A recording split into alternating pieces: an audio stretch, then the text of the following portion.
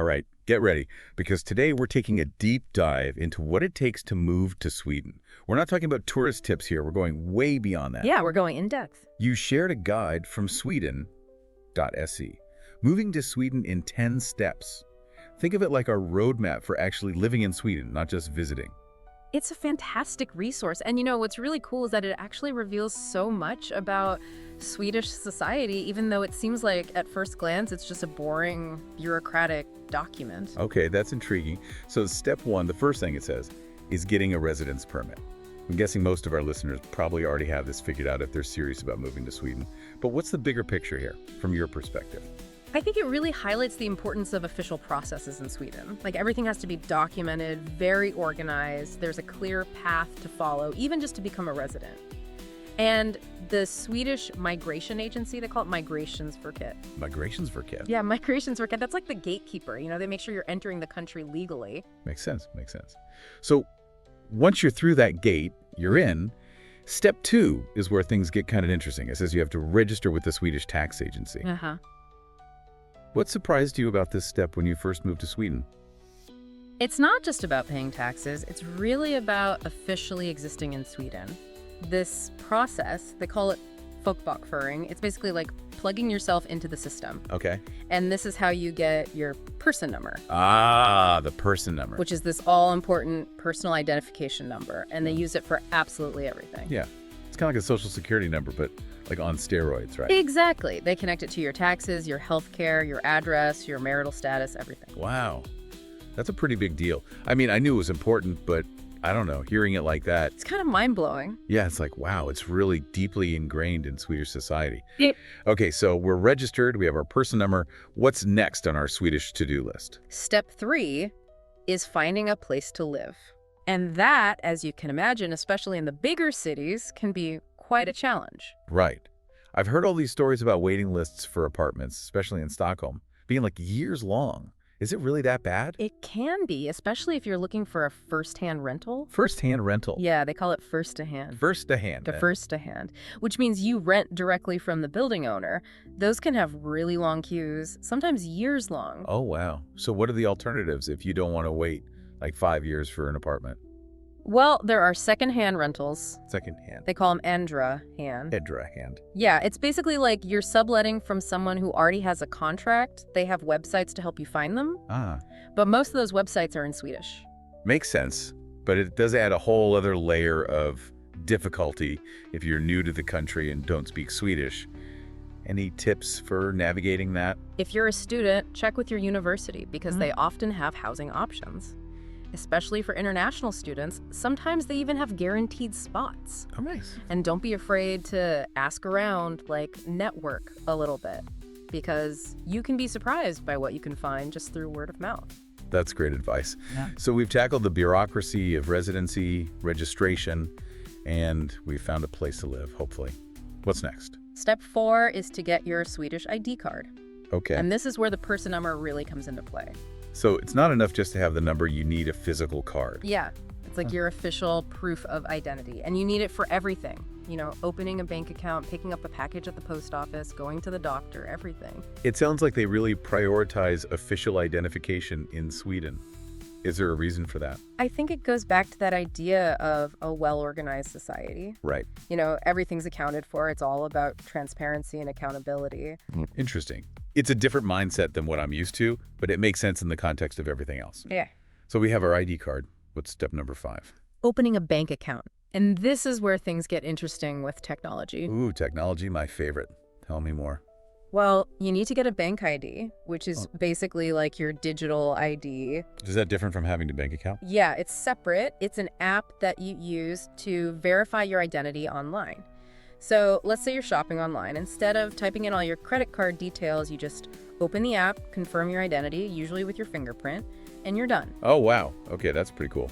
I'm starting to see why Sweden has this reputation for being like super tech savvy. Absolutely. And speaking of tech, once you've got your Bangade, make sure you get Swish. Swish. Swish, yeah. It's the most popular mobile payment app. Think of it like Venmo, but way more advanced. Okay. You can pay your friends back, you can pay for your fika, you can split bills at restaurants, all with a few taps on your phone. Wow. Super convenient.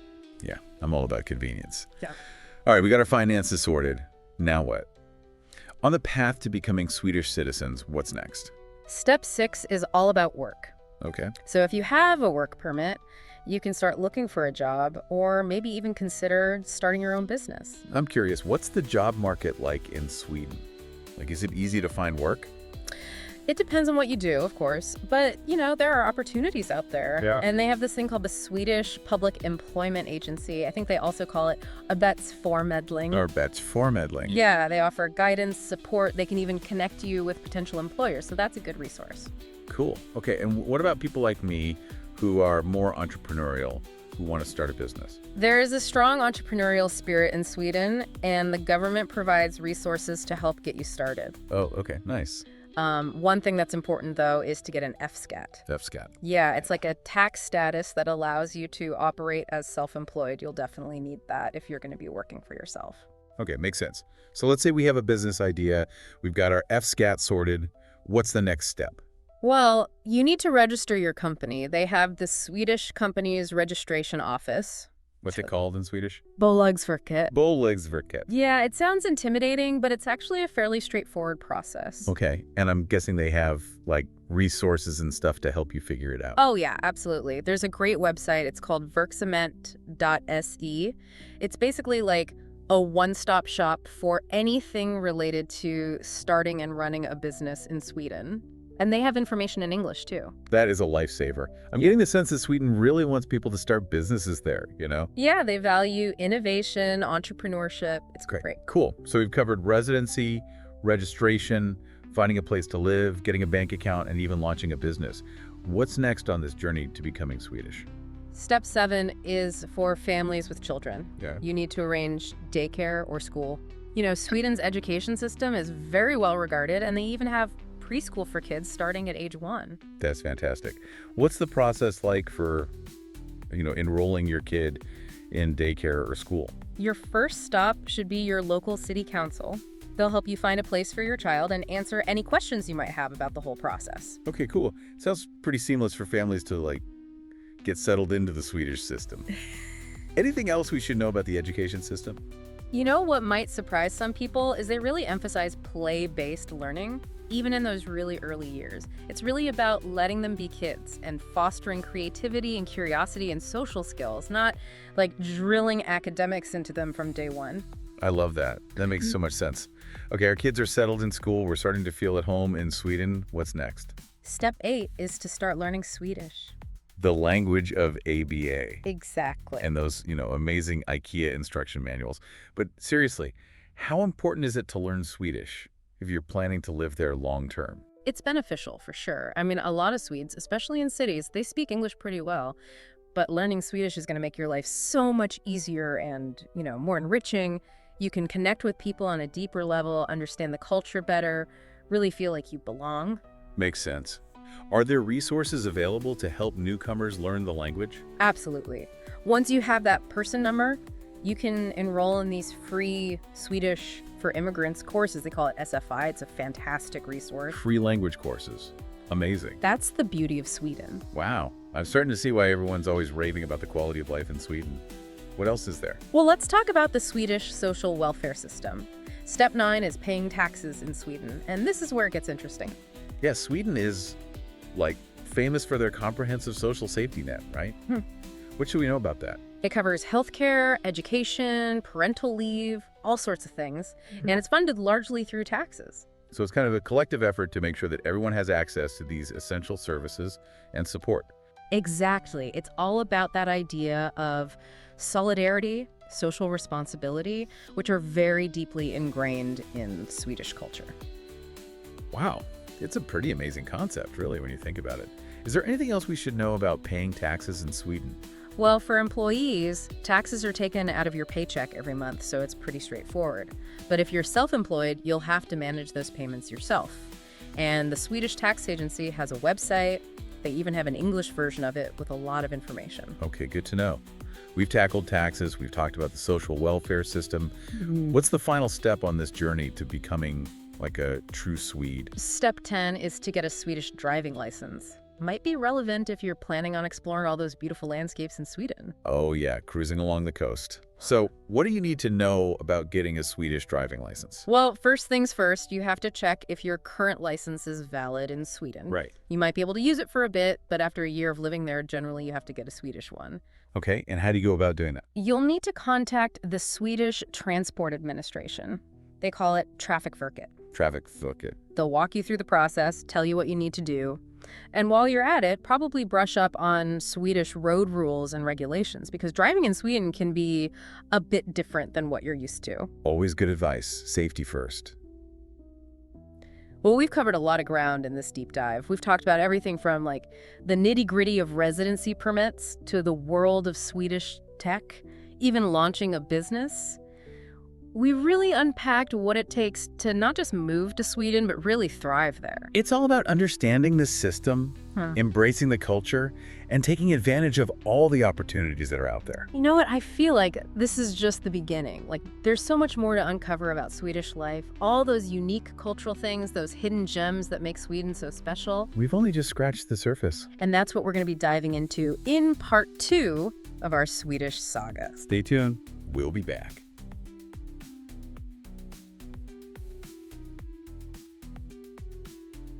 Welcome back to our Swedish deep dive. We've laid all the groundwork, covering those essential first steps for moving to Sweden. Now it's time to kind of dig a little deeper into what makes Swedish society tick.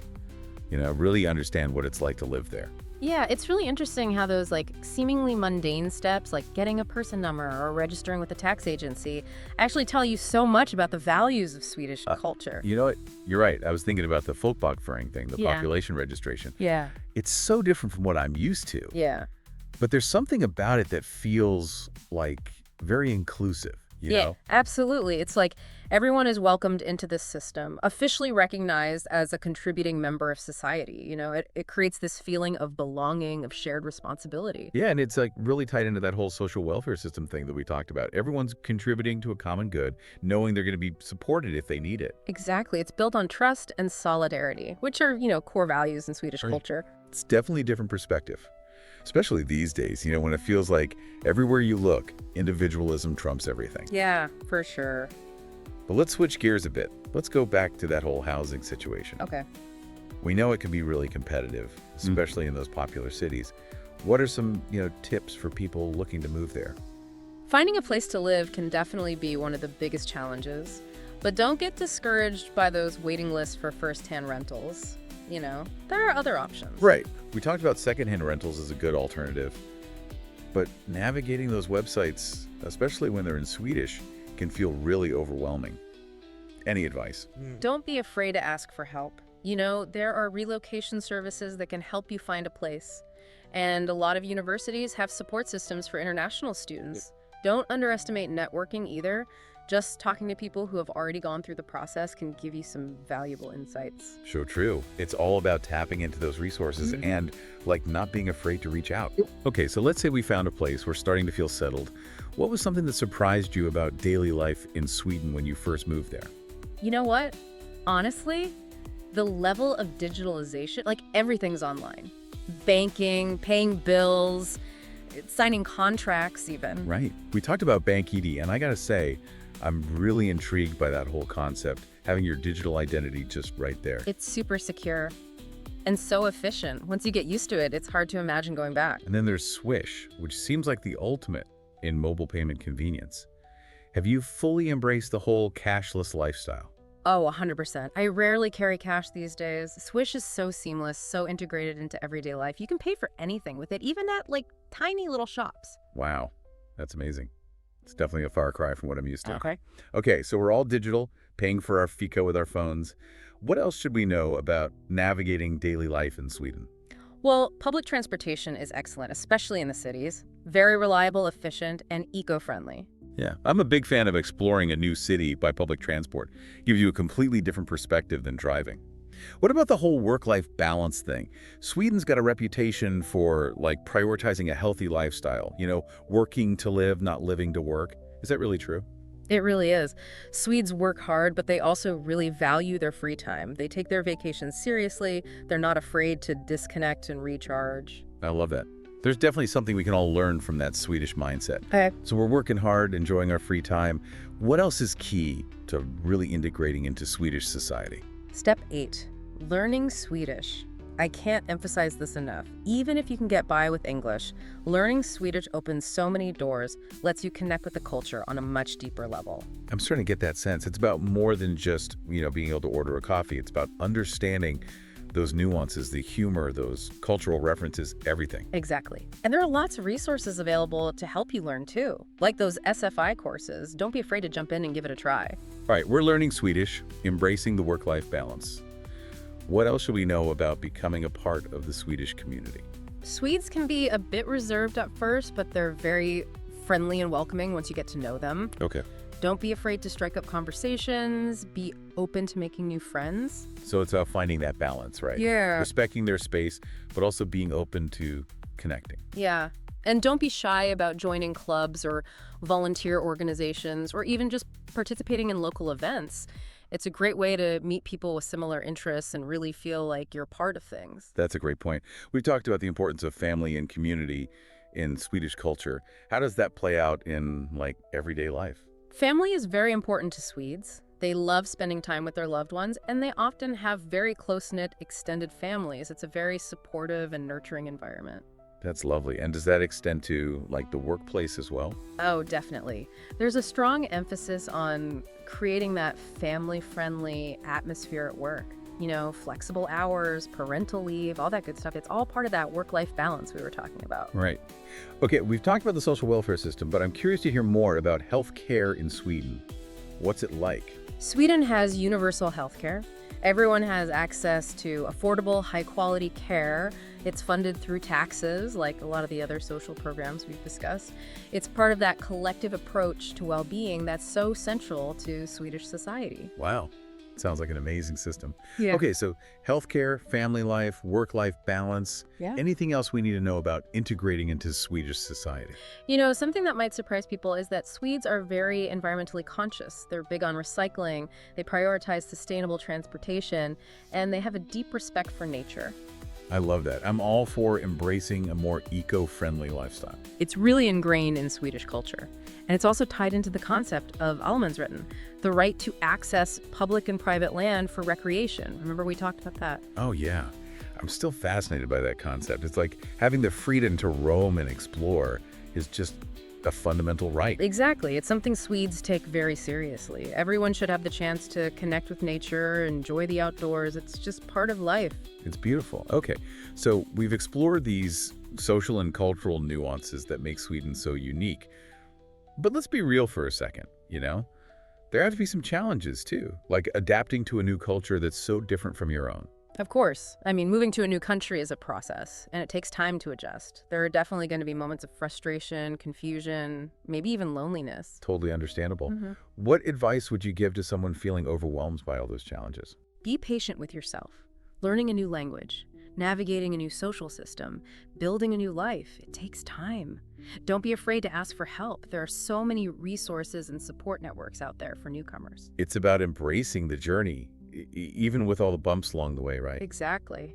And those challenges often lead to the most rewarding experiences. It's in those moments of discomfort that we really grow and discover ourselves, So true. Well, we've covered so much in this episode.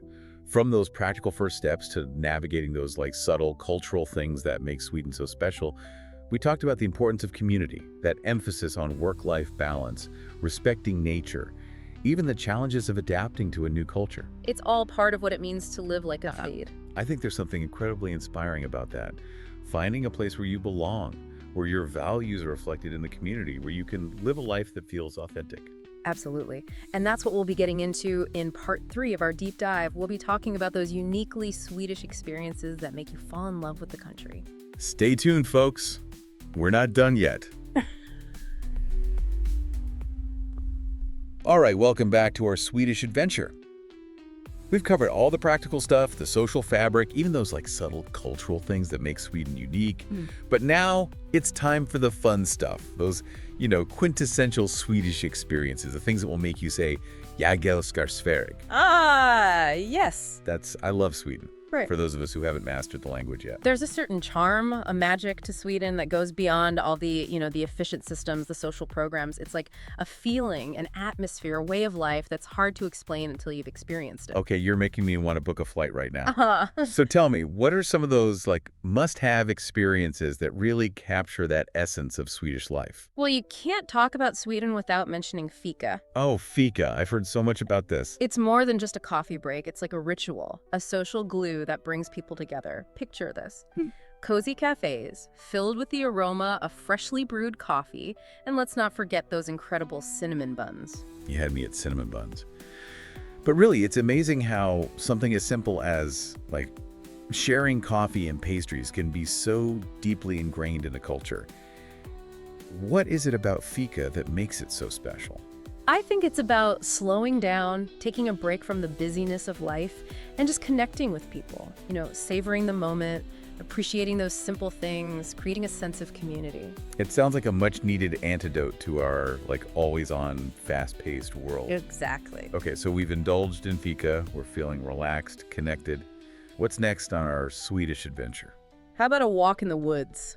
Ooh, I like where this is going. Sweden has this amazing concept called allemansrätten, which translates to, every man's right. It gives everyone the freedom to roam and enjoy nature, even on private land. Wait, hold on. You can just, wander through someone's property. Well, as long as you're respectful, not disturbing the peace or anything. It's really about fostering a connection with nature, recognizing that everyone has a right to enjoy its beauty.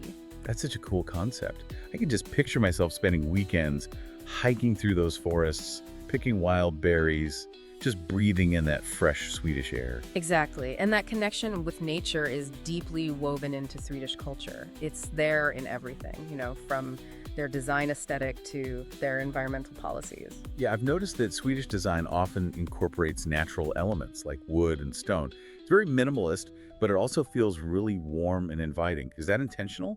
I think it's partly a conscious choice and partly just an extension of their love for nature. There's a strong emphasis on functionality, sustainability in Swedish design, and that just naturally aligns with their environmental values. Yeah, it's amazing how those values just permeate so many aspects of Swedish life. Okay, so we've explored the great outdoors, we've admired the design. What other uniquely Swedish things should we experience? Well, Sweden has an incredibly vibrant music scene. It's not just ABBA, right? So much more than ABBA. From indie pop to folk music, heavy metal to electronic music, they have something for everyone. And we can't forget Swedish cinema. Oh, right. Those Scandinavian crime dramas, so dark, atmospheric. I love those. Is there something about the Swedish mentality that lends itself to those kinds of stories, do you think? Maybe it's those long, dark winters that create this introspection, this fascination with the darker side of human nature. But, there's also a strong tradition of social commentary in Swedish film, which reflects their values, right? That commitment to social justice, equality. So interesting how, those cultural influences shape the art and entertainment of a country. Yeah. What about those, traditional Swedish things, the celebrations and customs? Well, you can't talk about Swedish traditions without mentioning midsummer. Oh, midsummer. A celebration of the summer solstice, lots of dancing around a maypole, singing traditional songs, and, of course, tons of delicious food. Yeah, those midsummer celebrations look magical. What's the vibe like? It's pure joy.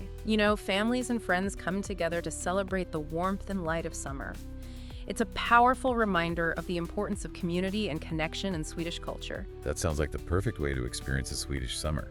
But what about those long, dark winters? How do they cope with all that darkness? They have a secret weapon. Okay, I'm intrigued. It's called Majas. Majas. It's all about creating this cozy, intimate atmosphere. Imagine candlelight, warm blankets, good company. It's about embracing the darkness and finding comfort and joy in those simple pleasures. You know what? I'm sensing a theme here. Fika, allemansrätten, majs. It's all about appreciating the simple things in life. Finding joy and connection, whether it's with people or with nature. You got it. There's this mindfulness, a focus on being present, appreciating what you have, and that's what makes Sweden so special, It's a beautiful way to live. Yeah. And I think that's what draws so many people to Sweden. It's not just the, efficient systems or the social programs. It's this whole way of life, a life that prioritizes well-being, connection, and appreciation for those simple things. Absolutely. It's about balance.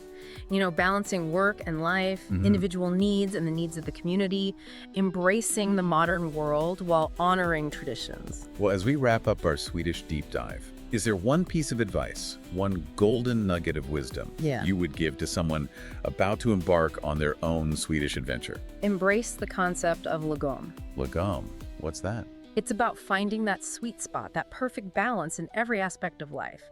Not striving for extremes, but seeking contentment, moderation. It's like a whole life philosophy in one word. And I think it perfectly captures what Swedish culture is all about. It really does. Well, it's been such a fun and insightful journey exploring Swedish life, from the practical steps of moving there to those, special cultural things that make Sweden so unique. We hope our listeners feel inspired, maybe even a little bit ready to start their own Swedish adventure. And remember, Yeah. be open to the unexpected, embrace the challenges, and most importantly, What's that? have fun. Couldn't have said it better myself. Sweden awaits. Tack so mycket for joining us, everyone. Okay. Until next time, happy exploring.